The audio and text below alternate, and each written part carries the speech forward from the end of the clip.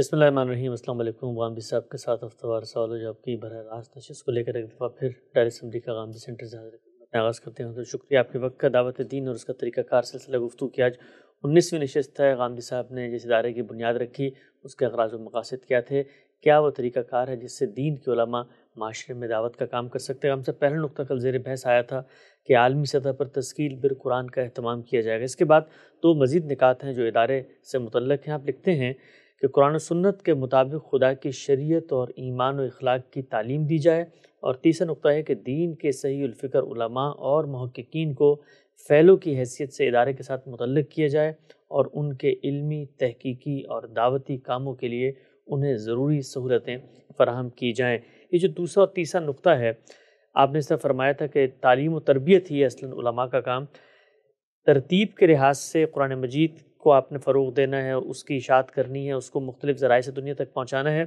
اس کے بعد یہی کیا وہ دو بنیادی کام نہیں ہے کہ جن کے بعد ہی کوئی ادارہ دنیا میں اپنا اثر و رسوخ قائم کر سکتا ہے؟ اس میں کیا شبہ ہے؟ دنیا میں جتنے بھی ادارے قائم ہوئے ہیں وہ آج ہوں یا ماضی میں قائم ہوئے ہوں، وہ یہی دو کام کرتے ہیں۔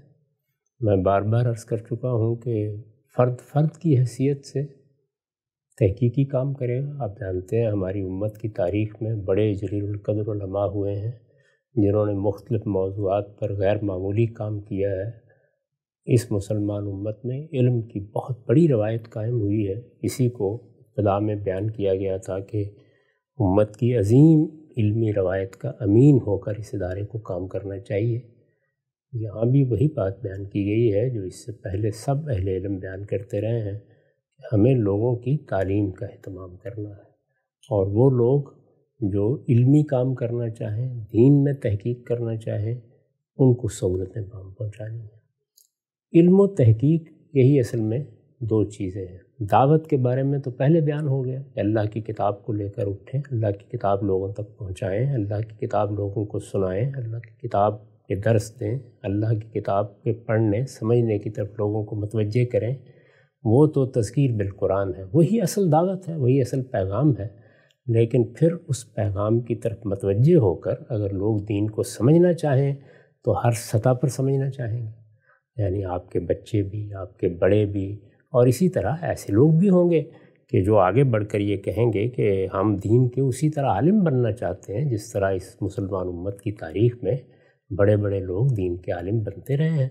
تو ان سب کی تعلیم تربیت کا اہتمام کرنا، ان کو بتانا کہ یہ اللہ کا دین ہے، اللہ کا دین اس طرح آیا ہے، اس کا یہ پس منظر ہے، اس پر اب تک کیا علمی کام ہوا ہے، اس سے انہیں آگاہ کیا جائے۔ یہ سب چیزیں ہمیشہ سے ہمارے ہاں لوگوں کی توجہات کا مرکز رہی ہیں۔ پوری تاریخ پر ایک نگاہ ڈال کے دیکھ لیجئے، بر صغیر میں، عالم عرب میں، اسی طرح مشرق بعید کے ملکوں میں ہر جگہ علماء یہی کام کرتے رہے ہیں، یعنی علم اور تحقیق، علم اور تحقیق۔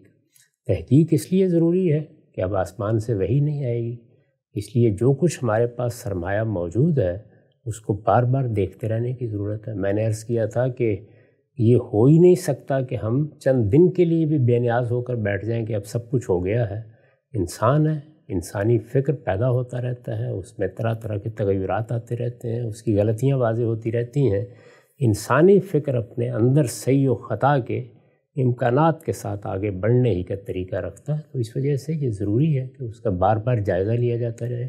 یہ بار بار جائزہ لینا ہی اصل میں تحقیقی کام ہے۔ تو جو لوگ کسی ایک شعبے میں یہ کام کر رہے ہوں، بحیثیت مجموعی کام کر رہے ہوں، ان کو اچھی سے اچھی سہولتیں پہنچانا، کام کے مواقع فراہم کرنا، اسی کے لیے ادارے قائم کرنے چاہیے، اور تعلیم تربیت اور کیا کام ہے جو کرنا ہے۔ ٹھیک۔ اچھا، ہم سے بھی جو تحقیق کا مرحلہ ہوتا ہے یہ بڑا خوش قسم کا ایک کام ہوتا ہے۔ محققین خاموشی سے بیٹھ کے پتا پانی کر کے وہ چٹائیاں توڑ کے تحقیق کر رہے ہوتے ہیں، لفظ کے معنی پر بحث۔ اس طرح کی بالعموم ہم نے دیکھا ہے کہ اداروں کی جو فضائیں ہوتی ہیں ان کو معاشرے سے اپنا ربط قائم رکھنا ہوتا ہے، ان کو لوگوں سے ڈونیشن بھی چاہیے ہوتا ہے، تو یہ جو پہلو ہے اس کو بہت زیادہ اہمیت نہیں دی جاتی۔ مطلب یہ ہوتا ہے کہ جی ایک تحقیق کا مرحلہ ہو گیا ہے، اب ہم نے مزید اپنے وسائل اس پہ نہیں جھونکنے، بلکہ وہ ایسا کام کریں کہ جس سے فی الفور نتائج معاشرے میں نظر آ جائیں۔ تو بالعموم ہمیں دیکھنے میں آتا ہے کہ تحقیقی بجٹس بھی اور تحقیقی معاملات پر لوگوں کو آمادہ کرنا اور اداروں کی نفسیات کو آمادہ کرنا کہ وہ یہ کوئی اہمیت دیں اس کام کو، اس کی بھی کمی نظر آتی ہے۔ یہ مشکل ہر جگہ موجود ہوتی ہے، یہ اداروں میں بھی ہے، یہ ہماری حکومتوں میں بھی ہے۔ یعنی اگر آپ غور کر کے دیکھیں تو ہمارے ہاں جو نظم حکومت قائم ہوئے ہیں ان میں بھی کتنے وسائل ہیں جو ہم تحقیق کے لیے یا تعلیم کے لیے خاص کرتے ہیں۔ جن ملکوں نے اس معاملے میں فراخی کا ثبوت دیا ہے انہوں نے پھر آگے ترقی بھی کی ہے۔ اداروں میں بھی یہی ہوگا کہ اس میں تو شبہ نہیں ہے کہ آپ کو لوگوں تک پہنچنا بھی ہے، توجہ بھی دلانی ہے۔ جس طرح حکومتوں کو بڑی جدوجہد کرنا ہوتی ہے کہ وہ لوگوں کو آمادہ کریں کہ وہ فراخی کے ساتھ ٹیکس ادا کریں، بالکل اسی طرح ادارے بھی لوگوں کے تعاون سے چلتے ہیں، تو ان کو انہیں آمادہ کرنا ہوتا ہے کہ وہ انفاق کریں اور ان اداروں کے لیے وہ قوت فراہم کریں کہ یہ خدمت انجام دے سکیں۔ میرا خیال ہے کہ ہمارے ہاں اس میں لوگوں نے کوئی کمی نہیں کی ہے۔ اس وقت اگر آپ دیکھیں تو ہر مدرسہ فکر کے بہت بڑے بڑے ادارے قائم ہیں، اور ان میں علم تحقیق کی جو خدمت ان کے خیال کے مطابق ہونی چاہیے وہ ہو رہی ہے۔ اس وقت بھی اصلاً اگر آپ دیکھیے تو تمام مدارس فکر یہی کام کر رہے ہیں، اسی نوعیت کا ایک کام ہم لوگ بھی کر رہے ہیں۔ تو یہ ایسے ہی ہے کہ جیسے دنیا میں بہت سی یونیورسٹیاں ہیں، بہت سے اسکول ہیں، بہت سے تحقیقی ادارے ہیں، وہ دنیوی علوم کی خدمت انجام دیتے ہیں۔ ہم چاہتے ہیں کہ دین کے علوم کی بھی ایسی ہی خدمت ہو، دین کو بھی اسی طریقے سے لوگوں تک پہنچایا جائے، اور جس طرح دین میں تعلیم و تربیت کا اہتمام کرنے کا حق ہے وہ ہر سطح پر ہوتا رہے۔ اور اس میں کوئی شبہ نہیں ہے کہ ماضی میں انفرادی طور پر بھی لوگ یہ کام کرتے رہے ہیں اور اجتماعی طور پر بھی کرتے رہے ہیں۔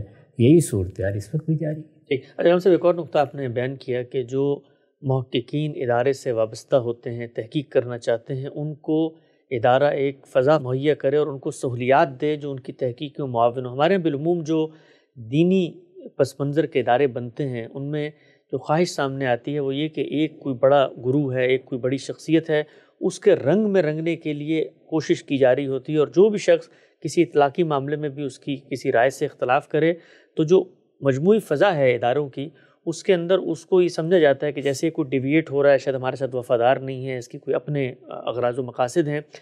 اس طرح کی مذموم فضا کا خاتمہ کتنا ضروری ہے، بالخصوص ان اداروں میں جو دینی اور تحقیقی دعوتی کام کرنا چاہتے ہیں؟ ہر ادارے میں اس طرح کی فضا کا خاتمہ ہونا چاہیے۔ وہ ہماری یونیورسٹیوں میں پیدا ہو جائے، وہاں بھی تباہی اور بربادی پیدا ہوتی ہے۔ وہ دینی اداروں میں ہو تو وہاں پر بھی مقاصد پیچھے رہ جاتے ہیں اور باقی چیزیں آگے آ جاتی ہیں۔ تو یہ تو وہ چیز ہے جس کو آپ اخلاقی تطہیر کہتے ہیں، یعنی مقصد سامنے رہے، اچھی فضا ہو، حسن ظن کے ساتھ لوگ ایک دوسرے سے کام لیں، ایک دوسرے کے کام کی قدر کریں، ہر کام کی اہمیت سمجھیں۔ کچھ کام پس منظر میں بیٹھ کر کرنے کے ہوتے ہیں، کچھ آگے جا کر کرنے کے ہوتے ہیں۔ علم اور تحقیق میں بھی بعض لوگ بڑی غیر معمولی خدمات انجام دیتے ہیں لیکن اس طرح لوگ ان سے واقف نہیں ہوتے۔ اسی طرح اہتمام کرنے والوں میں بھی بعض ایسے لوگ ہوتے ہیں کہ وہ اپنی پوری زندگی کسی ادارے کو بنانے میں لگا دیتے ہیں لیکن لوگ بالعموم اس طریقے سے ان سے واقف نہیں ہوتے۔ تو یہ چیزیں تو دنیا کے ہر کام میں ہوتی ہیں، ان کو پیش نظر رکھ کر ہی یہ جدوجہد کرنا پڑتی ہے۔ ہم انسانوں کے معاشرے میں کام کر رہے ہوتے ہیں، انسان جیسے ہیں ویسے ہی ہیں۔ قومی سطح پر بھی جو اخلاقیات پیدا ہو جاتی ہے اسی کا ظہور اداروں میں ہوتا ہے، اسی کا ظہور بعد میں نظم حکومت میں بھی ہوتا ہے۔ اس وقت ایک نظر ڈال کے دیکھ لیجیے نا کہ ہمارے یہاں نظم حکومت میں کیا معاملات کس صورت میں سامنے آتے ہیں، یہی معاملہ آپ کو اداروں میں بھی نظر آتا ہے۔ تاہم اس کا یہ مطلب نہیں ہے کہ اس کام کو چھوڑ دیا جائے۔ وہ لوگ جو اداروں کا نظم قائم کرتے ہیں یا چاہتے ہیں کہ اس طرح کے ادارے فروغ پائیں، وہ لوگوں کی اخلاقی تربیت کا اہتمام کرتے رہیں، توجہ دلاتے رہیں، بار بار توجہ دلاتے رہیں اور مقاصد کی یاد دہانی کے ساتھ کوشش کریں کہ لوگ آگے بڑھتے رہیں۔ آگے بڑھاتے ہیں ہم سب۔ یہ 3 نکات تھے جن کی بنیاد پر آپ نے کہا کہ جو ادارہ آپ کے پیش نظر ہے اس کے بارے میں اس کا لائحہ عمل، عالمی سطح پہ تذکیر بالقرآن، اسی طرح شریعت اور ایمان و اخلاق کی تعلیم، اور تیسرا جو محققین ہیں کام کرنا چاہتے ہیں ان کو سہولیات فراہم کرنا۔ چوتھا نقطہ آپ نے یہاں بیان کیا ہے کہ لوگوں کو آمادہ کیا جائے کہ جہاں ممکن ہے اسلامی علوم کی ایسی درسگاہیں قائم کریں جن کا مقصد دین کے صحیح الفکر علماء اور محققین تیار کرنا ہو۔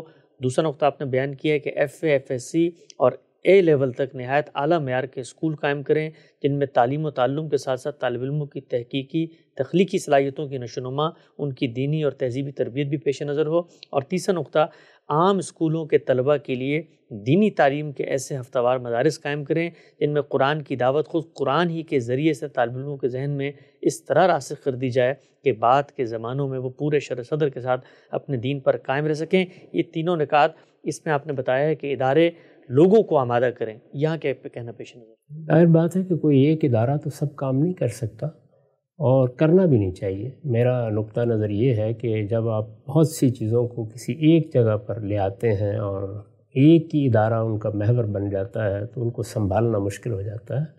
تو یہ مقصد ہے کہ اس میں لوگوں کو بھی توجہ دلائی جائے کہ جو چیزیں یہاں وہ سمجھ چکے ہیں یا جن چیزوں کو وہ اب جانتے ہیں کہ اہمیت دینی چاہیے، ان کو سامنے رکھ کر تعلیمی ادارے بنائیں۔ تعلیمی ادارے تینوں سطحوں پر بننے چاہیے، یعنی عام تعلیم کے ادارے بنائے جائیں، اچھے ادارے جس طرح کے دنیا میں بن رہے ہیں اور ہمیشہ بنتے رہیں گے۔ اس سے مقصود یہی ہوتا ہے کہ ابتدائی تعلیم جو 12 سال کی تعلیم ہے وہ اس طریقے سے دی جائے کہ انسان کی ساری ضروریات اس سے پوری ہوں۔ 12 سال کی تعلیم کے بارے میں عرض کر چکا ہوں کہ وہ براڈ بیس، وسیع بنیاد ہونی چاہیے۔ اس میں بچے مختلف علوم فنون سیکھتے ہیں، اس کے ساتھ علم کے طور پر وہ دین کا مطالعہ بھی کر لیں جس طرح کے کرنے کا حق ہے۔ اس لیے ایک مسلمان بچوں کی یہ بھی ایک ضرورت ہے۔ اسی طرح ہر جگہ آپ ادارے قائم نہیں کر سکتے، تو ایسے بہت سے ادارے دنیا میں پہلے سے قائم ہیں جہاں لوگ تعلیم پا رہے ہیں، وہ تعلیم پائیں گے، ان کے لیے بھی اہتمام ہونا چاہیے۔ تو اس کے لیے یہ کہا ہے کہ آپ ہفتے اتوار کو، یعنی وہ وقت جب کہ وہ کچھ وقت نکال سکیں، ان کی تعلیم تربیت کا بھی اہتمام کریں۔ یہی چیز باقاعدہ دینی علوم کے ادارے بنانے کی صورت میں بھی ہوگی۔ تو اصل میں تعلیم تعلم ہے جس کے لیے لوگوں کو ہی توجہ دلائی جائے گی کہ وہ آگے بڑھیں اور اس طرح کے ادارے قائم کریں۔ اچھا، آخری نقطہ آپ اس میں بیان کرتے ہیں کہ ایسی خانقاہیں قائم کریں جہاں لوگ وقتاً فوقتاً اپنے دنیاوی معاملات کو چھوڑ کر آئیں، علماء اور صالحین کی صحبت سے مستفید ہوں، ان سے دین سیکھیں اور چند روز کے لیے یکسوئی کے ساتھ ذکر و عبادت میں مشغول رہ کر اپنے لیے پاکیزگی قلب اور پاکیزی قلب و نظر کا اہتمام کریں۔ یہ خانقاہ کا لفظ ہمارے ہاں بالعموم تو صوفیہ کی جانب سے سامنے آتا ہے، آپ بھی اکثر خانقاہ کا ذکر کرتے ہیں۔ ادارے کی جو اغراض و مقاصد ہیں اس تک میں آپ نے اس کو لکھا ہے، اس کی کیا وجہ ہے؟ یہ کہ خانقاہ تربیت کا ادارہ ہے اور بڑا اہم ادارہ ہے۔ بچے کو آپ تعلیم دیتے ہیں، تعلیم کے ساتھ تربیت بھی دیتے ہیں، بتاتے ہیں کہ تمہیں معاشرے کو کیسے سمجھنا ہے، تمہارے اخلاقی رویوں کی تطہیر کیسے ہونی ہے، تمہارے تعلقات اور روابط کی کیا نوعیتیں ہوں گی، یہ سب بچے کو بتاتے ہیں نا۔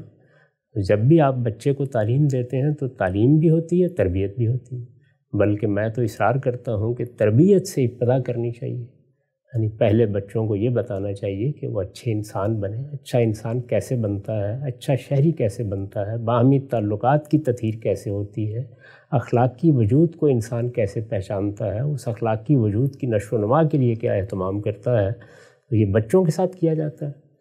جب بچے تعلیم پاتے ہیں تو آہستہ آہستہ وہ ایک کے بعد دوسرا علم سیکھتے چلے جاتے ہیں، سیکھنے کے بعد دنیا میں چلے جاتے ہیں، کوئی پہلے چلا گیا، کوئی بعد چلا گیا، اب دنیا میں وہ کام کر رہے ہوتے ہیں۔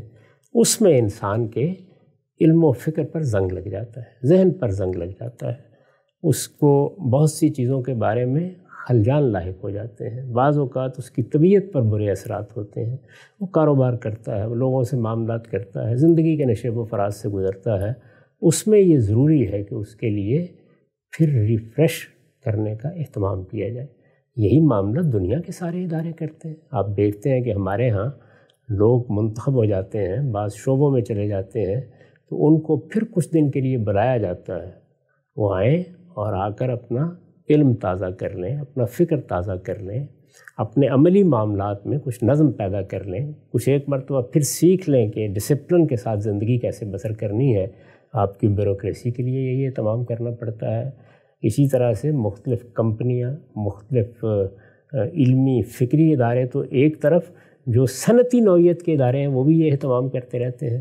تو عام انسانی سطح پر بھی اس اہتمام کی ضرورت ہے کہ جب بچے ہوں گے تو وہ درسگاہوں میں جائیں گے، اور جب وہ بڑے ہو جائیں گے تو وقتاً فوقتاً ان کے لیے ایسی درسگاہوں کا یا تربیت گاہوں کا اہتمام ہونا چاہیے کہ جہاں وہ آ کے کچھ وقت گزار سکیں اور اپنی طبیعت کا زنگ اتار سکیں، پھر تازہ دم ہو کر زندگی کے امتحان میں جا کے شریک ہو جائیں۔ تو اس کے لیے جو ادارہ ہے، جیسے آپ لفظ کالج بولتے ہیں، یونیورسٹی بولتے ہیں، ظاہر ہے یہ الفاظ تاریخ نے پیدا کیے ہیں، ایسے ہی ہمارے ہاں بڑوں کی تربیت کے لیے جو ادارہ وجود میں آیا وہ خانقاہ کا ادارہ ہے۔ میرے خیال میں یہ بہت ہی مفید ادارہ تھا، بہت ہی مفید ادارہ ہے۔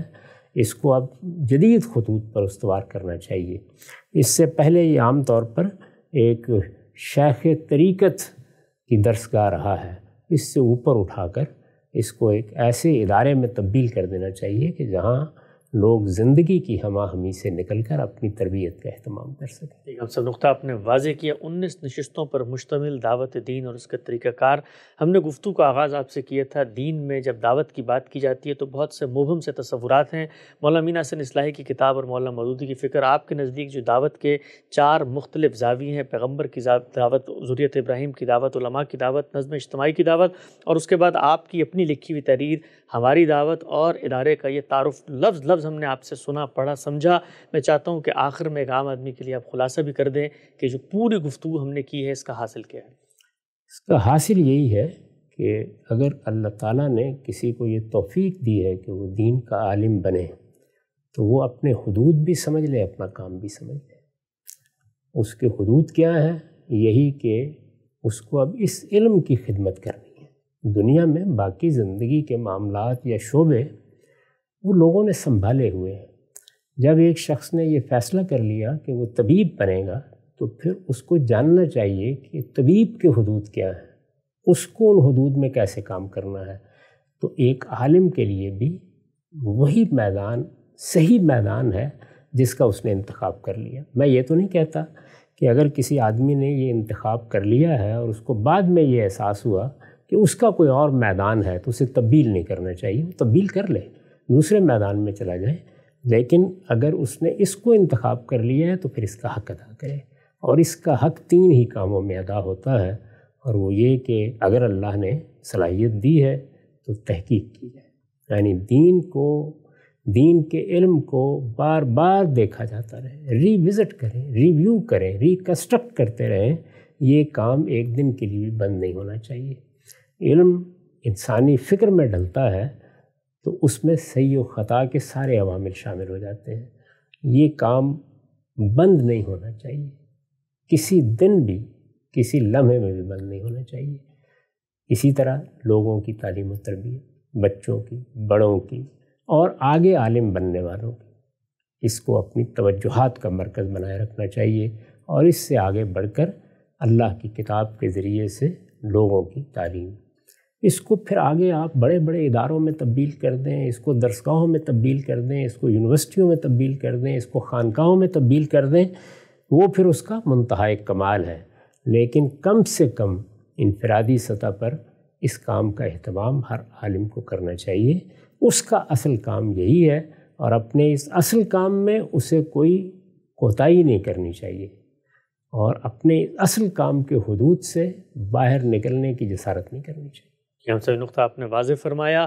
19 نشستوں پر مشتمل ہم نے یہ گفتگو کی۔ ہر وہ آدمی دنیا میں جو دین کی دعوت کا کام کرنا چاہتا ہے، حامدی صاحب نے بہت ہی گہرے اس میں ایسے نکات اٹھائے ہیں جن کو بہت دقت نظر سے سننے کی ضرورت ہے، اور ہر وہ شخص جو اپنے اندر یہ جذبہ محسوس کرتا ہے کہ وہ دینی اداروں کی خدمت کرے، اس کے لیے بھی لازم ہے کہ اس گفتگو کو کاپی قلم لے کر ایک سلیبس کی حیثیت سے سنیں اور اس کو آگے بڑھائے۔ وقت یہاں پہ ختم ہوتا ہے، دوبارہ حاضر خدمت ہوں گے، اب تک آپ کا بہت شکریہ۔